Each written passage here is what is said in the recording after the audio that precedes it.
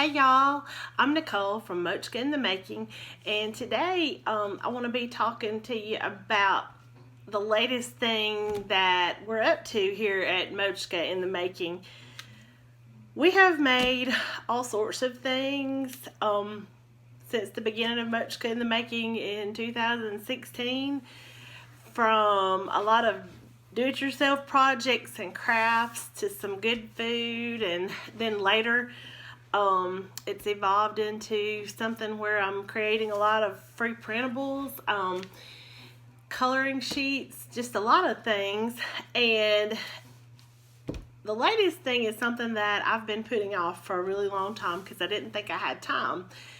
I have a friend who has encouraged me to do some sublimation, making t-shirts, and I thought, I really don't have time. I have the blog. But then I thought, really what better thing to be making here at Mouchka In The Making. It's from the very beginning, Mouchka In The Making has been something that the vision was to encourage and inspire other women and just make life easier or more beautiful in some way. And who doesn't love a pretty t-shirt? So that's kind of where we're headed right now. I've been very fortunate. For a long time I've dreamed of having my daughter to come into business with me in some way. We had, my friend and I had a clothing boutique a couple of years ago, and at that time I was hoping that my daughter, who was then in high school, would choose to come into business with us in that, and she just really wasn't interested, and that's okay. I'm not going to try to force my interest on her or anything like that. But when I started talking to her about maybe doing some t-shirts, she was immediately interested. And so what we're shooting for is for her to eventually take over the actual making of the t-shirts. And I would like to be involved more in the design aspect so that eventually we can have a full service sublimation shop as an extension of the existing Mouchka In The Making and the services that we offer. I want to have print on demand sublimation files, as well as we want to do the sublimation transfers for all our crafty friends, because I actually know quite a few people who are doing this right now, and which I'm rambling, so I'm going to get to the point. Today I just want to unbox this Epson printer that I recently purchased to start the sublimation business. And the reason that I chose the Epson, the main thing is just price point. It is quite a bit less expensive than the printers that are marketed as sublimation printers. And the cool thing is that while this is just a regular inkjet printer, you can convert it to a sublimation printer. Let me just show you what I got to do that. Hang on. All you do, I chose to go with Cosmos ink. It's a special ink just for sublimation, and I chose Cosmos just because I have been told that you can replace just one color at a time of the Cosmos ink, and some companies you have to replace all 4 colors at once, and I knew that more than likely I was going to run out of black before anything else. So I wanted to go with a company that I could just order the color that I needed and save a little money that way. So the way that you convert this is actually really simple. I say it's simple, I haven't tried it yet, but I'm going to be working on that later, and I'll let you know how it goes.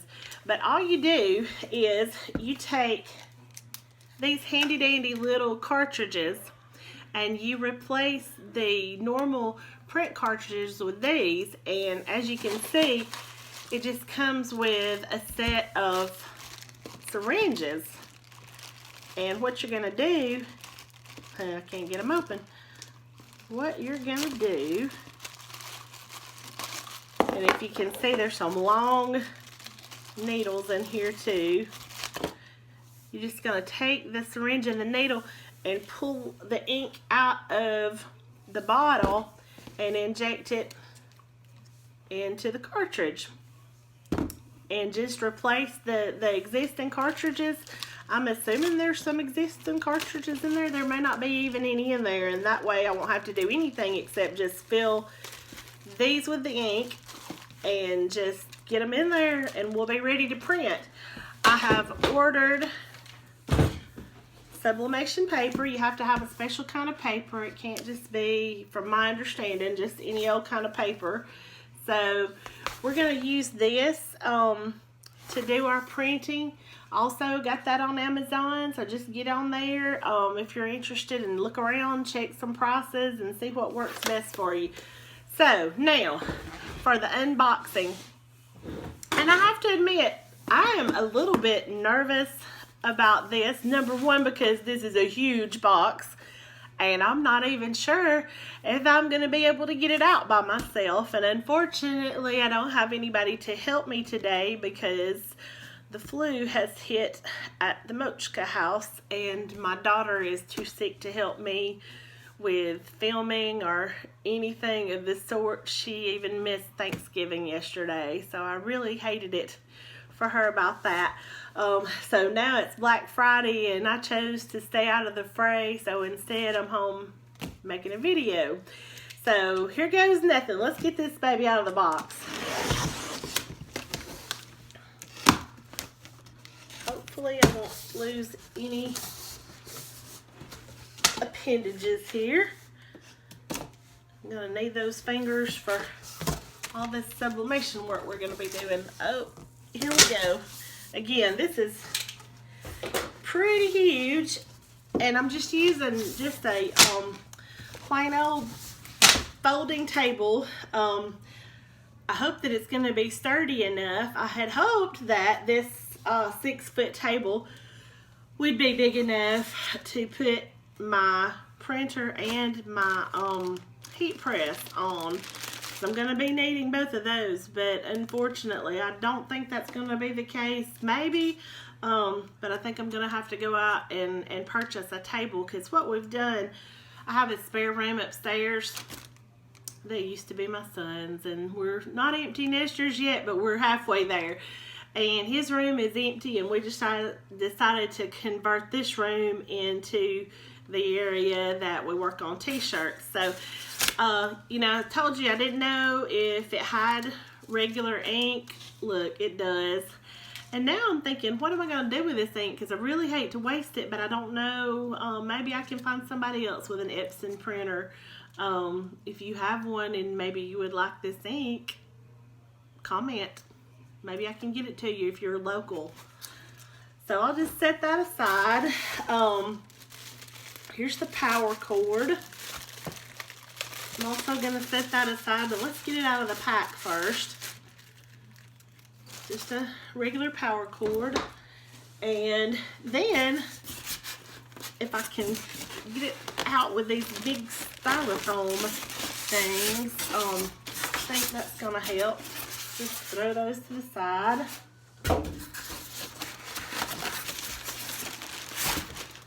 And here's what we're looking for.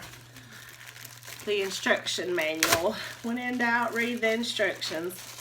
And the front of that says start here. Now let me tell you just a little bit about why I went with the Epson Workforce 7710 series. From what I can understand, there's very little difference between the 7710 and the 7720 series, except that this one, the 7710, only has one paper tray, and the 7720 actually has 2 paper trays. For the price, I didn't think that that was going to make all that much difference. I don't think I'm going to really need the 2 paper trays. But anyway, let's see if we can get this bad boy out of the box. Like I said, it is huge, and I'm not even sure that I'm going to be able to lift it, but I am going to try. I probably shouldn't have, oops, Okay, y'all, this is part 2. This was supposed to have been one video. Not sure I'm going to be able to put the 2 together because I'm a total amateur when it comes to video. But as you probably saw, I had a slight camera mishap. As in when I pulled the printer out of the box hit my tripod, the camera hit the floor. So here we go. Thankfully, it is now out of the box, and I just have the instructions here. So, unpack. That is step 1, and I think we have everything that we need. I found the printer itself. I found the ink cartridges that I'm not going to need. Like I said, if you think you might need these, you have an Epson printer, let me know. Maybe I can get them to you. And the power cord is around here somewhere. I think maybe it went flying when the camera did. Anyway, so you find all those things. The first step, it says to remove all protective materials from the product. So I guess, you know, we already removed the plastic inside the box. Now we'll go ahead and get all this little blue tape and all this junk off, and hopefully I'm not going to knock the camera off again. If you know me personally, and a lot of you do, I am not the most graceful, and I have little mishaps like this quite often. If you've ever seen I Love Lucy, or if you're a Lucille Ball fan at all, oh, and I have apparently, I hope that was supposed to come off, this little yellow thingy here. But I'm a lot like Lucy. You just never know what's going to happen when I'm around. And it's 100% totally unintentional. Because I really try to be poised, and it just doesn't really happen. But anyway, I'm okay with that. If you can't laugh at yourself, who can you laugh at? Don't answer that. Some of us can laugh at other people a lot, but hey, I'm my favorite person to laugh at. So we have removed all the protective materials. It says then we're supposed to lift up the scanner unit and remove all the protective materials from inside the product. And so, let's see. I guess that's it. This little foam hickey-doo. I don't know what that is. So then, and I don't think I'm going to go through all this right now because I'm afraid I'll do something else crazy, but I am going to read the instructions for you. Some people don't like instructions, so I'll just read what it says, and if you decide to purchase one of these for yourself, then maybe you can refer back to this video. So you lift up the scanner unit and remove all protective materials from inside the product. Then you lower the scanner unit. Then for step 2, you're going to turn the printer on and do the configuration. So turn on and configure. You're going to connect the power cord to the back of the product and to an electrical outlet. Unfortunately, I do have one of those right behind me, so something's actually going right. Then after that, you're going to raise the control panel and turn on your printer. Then select your language, your country, and your time. And it says that you can change these settings later using the product's control panel. And there is also an online user's guide, so that is good to know. Step 3 is to install the ink cartridges, and that is a step that I am going to skip with the regular ink because I'm going to be using, again, the Cosmos ink. And I'm going to use my syringes to insert the Cosmos ink into the printer cartridges. As you can see, I don't know if you can tell, but they're actually, you know, they're the same width, so I can tell they're going to work in my printer. So To install the ink cartridges, it says lift at the scanner unit and open the ink cartridge cover.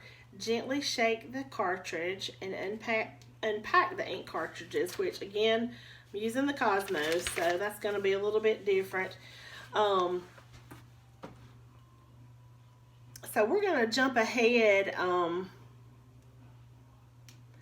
to loading the paper. And again, we won't be using just regular paper for our sublimation products. I apologize for that glare. I'm not sure what's going on there, but we have this special sublimation paper that we'll use for our t-shirt projects. Which, by the way, I am super excited to get started. I actually went and bought our first few shirts yesterday because I knew on Black Friday I was not going to want to get out in the fray. So I have a few sizes all set and ready to go. I think the fabric content for sublimation has to be at least 50% polyester. Some of you that already know a little bit more about this, feel free to correct me in the comments, but I know that higher polyester content is going to grab that ink and make it do better. So then you're going to load your paper. That's step 4. Step 5 is to connect the fax line. We're not going to do that because I don't think I'm going to need a fax with this printer. It's just going to be used exclusively for my sublimation printing. Then step 6 is to install the software. It says to make sure the product is not connected to your computer. Then you're going to insert the product CD or download and run your product software package. So I'll have to use the link because I'm working from a MacBook and I don't have a disk drive, so that's hopefully not going to be a problem. I can just do it using the link that's provided, and then you just follow the instructions on the computer screen to run the setup program. When you see the select your connection screen, select one of the following and follow the on-screen instructions. Wireless connection, which is what I'm going to be using because again I'm working from a Mac, or you can, if you have the right type of computer and you have a USB port, you can use a direct USB connection or a wired network connection. And then at that point you should be ready to go. And then if you're having any problems, there is a section in the instructions for troubleshooting. So if the network setup was unsuccessful, you can just make sure you select the right network name. You can restart your router and then try to connect it again. It says the printer can only connect to a network that supports 2.4 gigahertz connections. So that's something to keep in mind, I guess. This is pretty much over my head. I'm not a real techie person, but it says if you see a firewall alert message, click unblock or allow to let setup continue. If your network has securely enabled, make sure you enter your network password correctly. So that's about it.